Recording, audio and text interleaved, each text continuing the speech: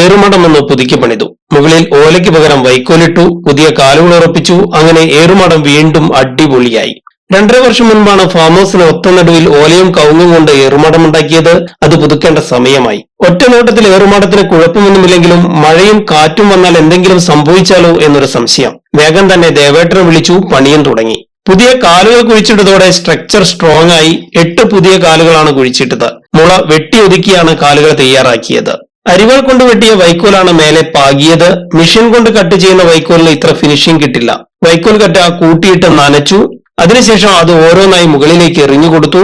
അത് നിരത്തി വെച്ച് അത് കയറുകൊണ്ട് കെട്ടി ഒതുക്കി. ഏറുമാടത്തിന് താഴെ ഉണ്ടായിരുന്ന സാധനങ്ങൾ ഓരോന്നായി മാറ്റി ക്ലീനാക്കി. അതോടെ ഏറുമാടം വീണ്ടും അടിപൊളിയായി. ദിവസങ്ങൾ കഴിഞ്ഞപ്പോൾ വൈക്കോലിൽ നെൽച്ചെടികൾ മുളച്ചു. മഞ്ഞയിൽ ആ ഒരു പച്ച ഇളം തളിരുകൂടെ വന്നതോടെ ഏറുമാടത്തിന് ഭംഗി കൂടി. തുടർ വീഡിയോ മിസ് ചെയ്യാതിരിക്കുക, സപ്പോർട്ട് ചെയ്യുക.